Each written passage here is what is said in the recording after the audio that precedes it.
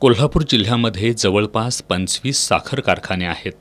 यामध्ये जवळपास 23 जिल्ह्यातून हजारोंच्या संख्येनं ऊसतोड कामगार येत असतात। त्यांच्याबरोबर त्यांची पाल्येसुद्धा स्थलांतरित होतात। अशा मुलांचा शाळेचा प्रश्न गंभीर होतो। त्यामुळे शासनानं ज्या जिल्ह्यातून हे कामगार येतात त्याच जिल्ह्यात हंगामी वसतिगृहाची सोय केली आहे। त्या ठिकाणी शाळेसोबत त्यांच्या राहण्याची आणि जेवणाची व्यवस्था करण्यात येते।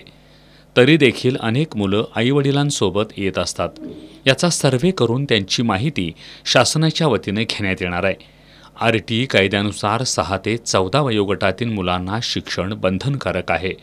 मात्र त्यापेक्षा कमी वयाच्या मुलांचा सुद्धा प्रश्न आहे। त्यांच्यासाठी खास बाल संस्कार केंद्र स्थापनेचे आदेश गेल्या वर्षी जिल्हा प्रशासनाच्या वतीने देण्यात आले होते।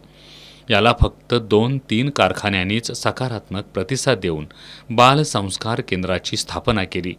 त्यामुळे यावर्षी प्रत्येक साखर कारखान्याचे जबाबदार नोडल अधिकाऱ्यांची नेमणूक करण्यात आली आहे। त्याचबरोबर ज्या जिल्ह्यातून ही मुलं स्थलांतरित होतात तिथल्या स्थानिक प्रशासनाला स्थलांतर रोखण्याचं आणि त्यांची तिथंच शालेय व्यवस्था, खाण्याची व्यवस्था करण्याच्या सूचना देण्यात आलेत।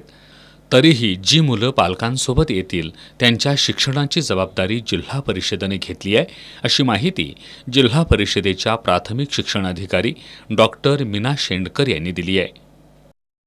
यावर्षी आपली अवनी संस्था, कलेक्टर सर, त्यानंतर आपले जे काही पर्टिक्युलर त्या डिपार्टमेंटचे काम करणारे ऑफिस, जे महिला बालविकासचे काम करणारे ऑफिस किंवा हे कामगार आयुक्त ह्या डिपार्टमेंटचे काम करणारे ऑफिसर्स, शिक्षण विभागाचे काम करणारे सगळे मंडळी, ह्यांची सगळ्यांची एक मीटिंग झाली आणि ह्या सगळ्या मीटिंगला आपण सर्व साखर कारखान्यांचे नोडल अधिकारी नेमले होते। कारण गेल्या वर्षी आमच्या असं लक्षात आलं की दरवेळी कारखाना वेगळ्या कुठल्या तरी व्यक्तीला मीटिंगला पाठवून देतो, मग आधी आम्ही जे जे काय सांगितलं ते फॉलो झालं की नाही याचा आम्हाला आढावा घेता येत नाही। म्हणून गेल्या वर्षी असा एक मीटिंगमध्ये निर्णय घेतला होता कलेक्टर सरांनी की साखर कारखान्याच्या अध्यक्षांनाच आम्ही पत्र दिलं होतं की तुम्ही या कामासाठी म्हणजे याच्यासाठी काम करण्यासाठी एक नोडल अधिकारी नियुक्त करा।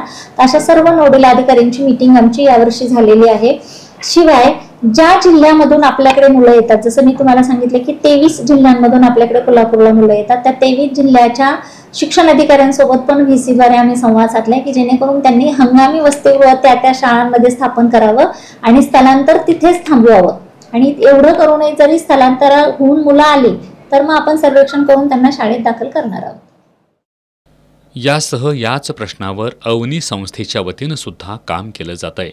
या निर्णयामुळे ऊसतोड कामगारांच्या मुलांना त्यांच्या शिक्षणाच्या अधिकारापासून वंचित राहावं लागणार नाही।